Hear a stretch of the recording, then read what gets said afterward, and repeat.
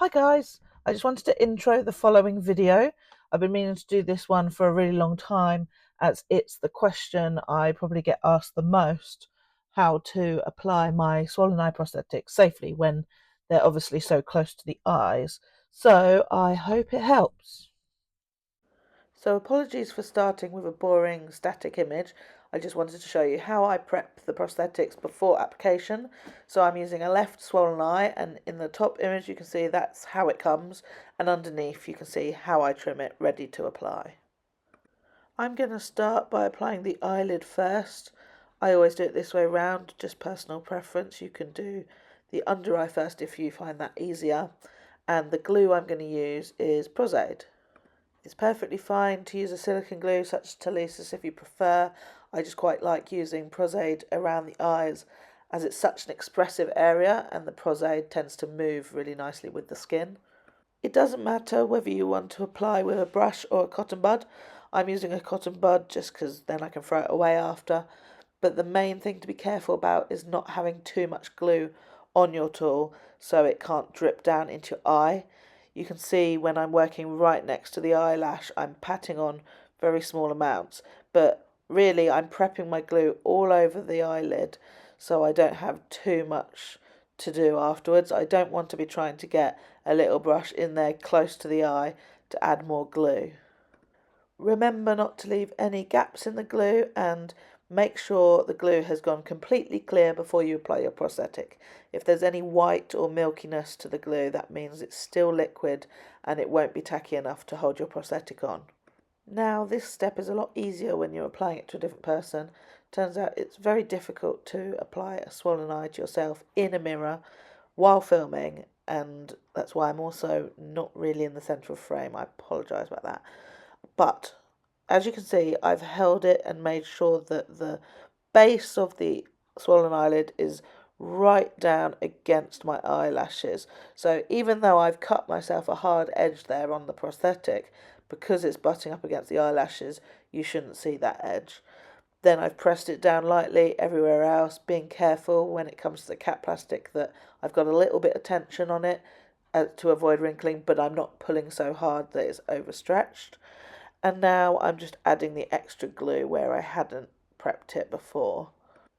So once that glue has also gone clear, I can then hold on to the flashing to help me guide the rest of the prosthetic into the right place, and again gently tag it down. When I was gluing, I was allowing some of the glue to get on the back of the prosthetic as well, because Prosthetic does work well as a contact adhesive, and I know it's then definitely going to stay in place.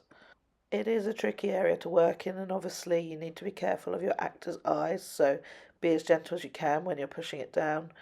And if you need to move anything, you can use a little IPA to reactivate the glue, or if you're using a silicone glue, you can use the thinner to do the same.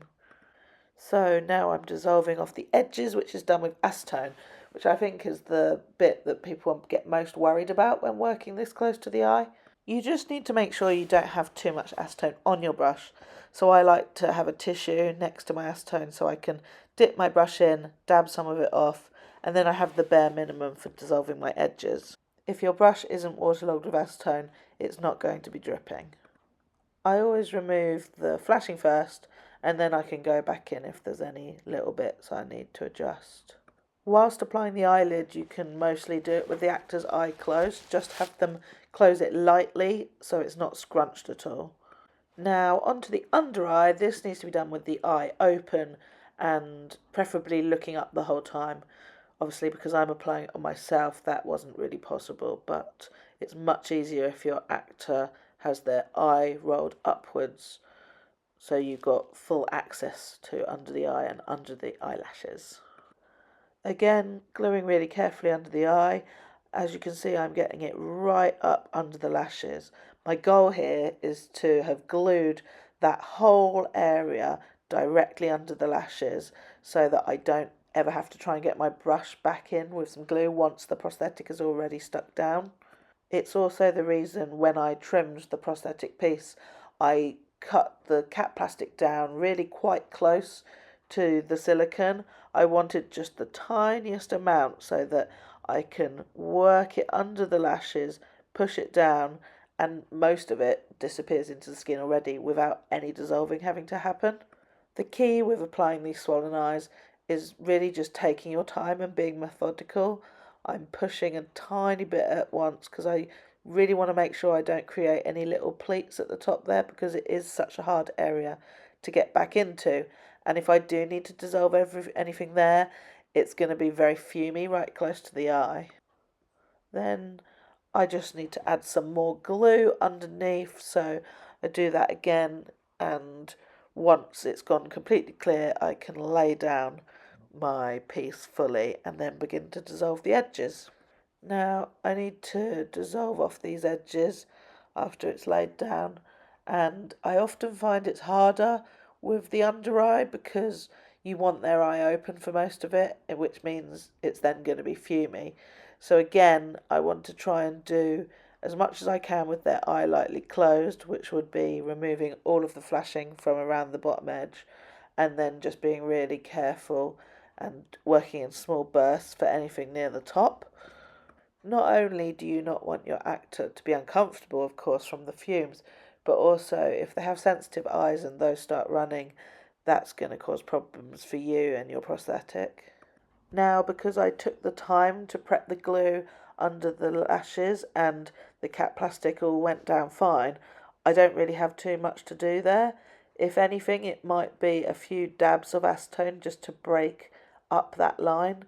I also purposely cut my piece with a slightly wiggly line because our eyes always get drawn to a sharp straight line more than they do a wiggly one.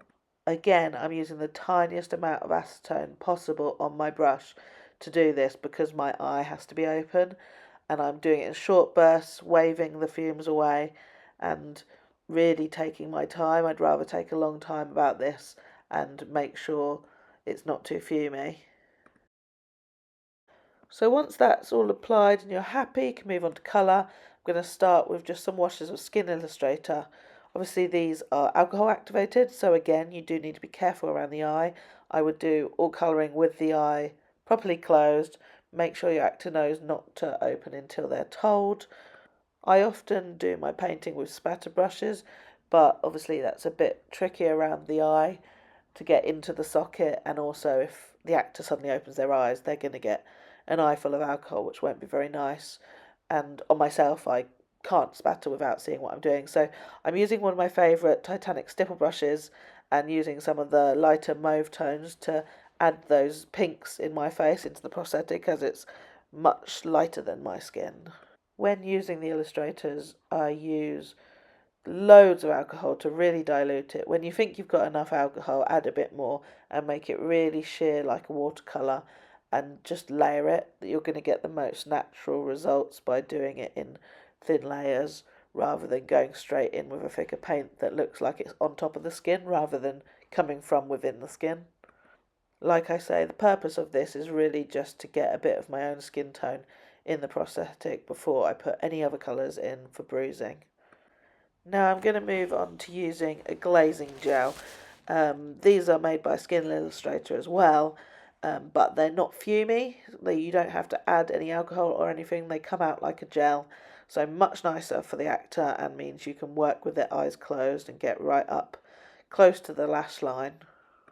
For blending, you might find you want to work quite quickly with it. They do have a mover you can buy, and Witch Hazel does move it, but IPA won't, and in fact it can stain the skin, so you might want a barrier on first if you're putting it elsewhere that's not on the prosthetic. And I'm just using another one of those stipple brushes to lay these down so I can get a bit of a mottled effect as I go.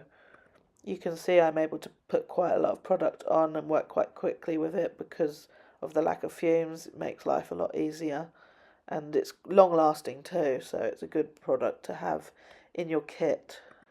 To finish off the colour, I do just want to add dark tone, and I am going to use my illustrators again, but I'm going to use a really tiny brush and I'm going to go for really minimal alcohol so that I can dot in tiny small amounts and there's not really much fumes coming off of it. Obviously it's different for everyone. I have quite sensitive eyes and it wasn't a problem for me, but you do need to constantly check in with your actor and make sure they don't find it uncomfortable. I do think that sometimes a lot can be said for having confidence in what you're doing, or feigning confidence in front of your actor at least, because it is a sensitive area to work around. They might be nervous as well, and they may never have worn prosthetics before, so you do need to be reassuring that they're not in any danger, and keep checking in, making sure they're happy with the level of fumes, make sure they're not uncomfortable in any way, and go slower if they need you to. I always have one of those little hand fans on, so if something is fumy, they can hold that in front of their face as well whilst you're applying, like Illustrator or anything like that. Having said that, I'd never want to downplay the health and safety side. Of course, you've got to be incredibly careful around the eyes, and some of the materials we do use can be quite dangerous, but as long as you use them correctly and you're really careful, there should be no reason to end up with anything in someone's eye. I would say if you're a beginner watching this and haven't done prosthetics before, maybe a swollen eye isn't the one to start with because of the delicate area you're working around. Get used to the glues and blending off edges with acetone first and all the different tools before you start working around the eye, so that when you do get to that, the thing that's new is the eye, not everything else as well. Last thing I'm going to do is just use a little bit of my IPA sprayed onto a small cotton bud to break up some of the Illustrator, and make sure the mottled effect works how I want it to. Other than that, you might find you want to seal your piece before or after painting. If your glazing gel isn't sticking too well, you might find you want to use a sealer painted on. Or when you're finished, you might want to use an anti-shine over the top. However, in the context of swollen eyes, they often have a shine to them, so maybe not. And that is the finished swollen eye applied. I hope that all made sense, but feel free to shout if you have any extra questions.